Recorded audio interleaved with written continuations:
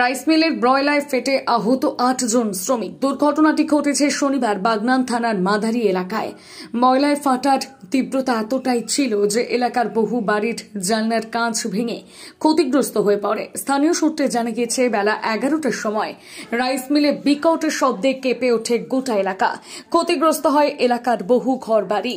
আতঙ্কিত হয়ে পড়ে আশেপাশের লোকজন। ঘটনায় কারখানায় ৮ জন শ্রমিককে আহত অবস্থায় উদ্ধার করে বাগনান গ্রামীণ হাসপাতালে নিয়ে যাওয়া হয়।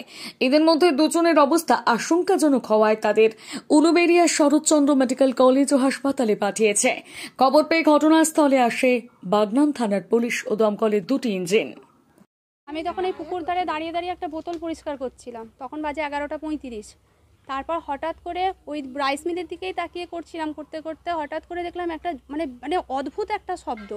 আমি তো জানি বোধহয় রাইস মিলের শব্দটার সাথে সাথে বোধহয় আমাদের দেওয়ালটাও বোধহয় ভেঙে পড়ে যাওয়ার মতো অবস্থা। হঠাৎ করে দেখলাম পাইপটা বেঁকে যাচ্ছে, ওখানে ওদের যে কালো একটা পাইপ ছিল এটা বাঁকার সাথে সাথে দেখলাম ভিতর থেকে বড় বড় টুকরো উঠে 4 দিকটা কালো হয়ে গেছে। আর আমাদের বাড়ির সামনেই পুকুর ছিল, পুকুরের দেখি জলটা যেন সেই তোলপাড় মতো করে পুকুরের জলটাও পুরো লাল হয়ে গেছে একদম।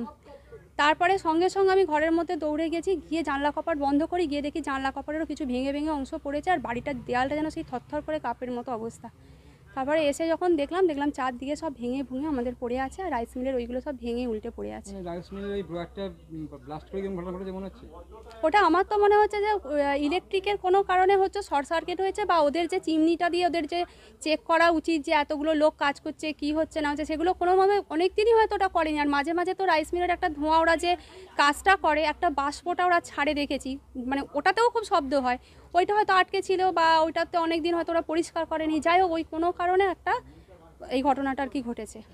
হয়েছিল বলতে এই রাইস আমাদের বাড়ি থেকে 200 মিটার দূরে রাইস মিল, 200 ফুট দূরে। এবার রাইস মিলেতে তোমার বয়লার বাস্ট করে এই আমাদের সব দুর্ঘটনা, এই সব বাড়ি ঘর দুয়ারে এরকম ক্ষয়ক্ষতি সব এরকম সব ভেঙে গেছে। আমাদের এখানে যত পাশাপাশি যত আছে সব। কতগুলো বাড়ি হবে? হ্যাঁ, আমরা 20-50টা বাড়ি। কিরকম আওয়াজ হয় যখন? বিশাল আওয়াজ, বিশাল। হার্ট অ্যাটাকের রোগী যদি থাকতো মারা যেত, যা আওয়াজ। বোমা বিস্ফোরণের মতো না আওয়াজ, তার থেকেও তীব্র। সেই সময় কি করছিলেন আপনারা? সেই সময় আমরা নিচে ছিলাম। তারপরে কি বুঝলেন? কিছুক্ষণের জন্য আমরা হতভম্ব হয়ে গেছি যে কি হয়েছে, কিছু বুঝতে পারছি না। তারপরে দেখছি যে সব ভেঙে ভেঙে পড়ছে।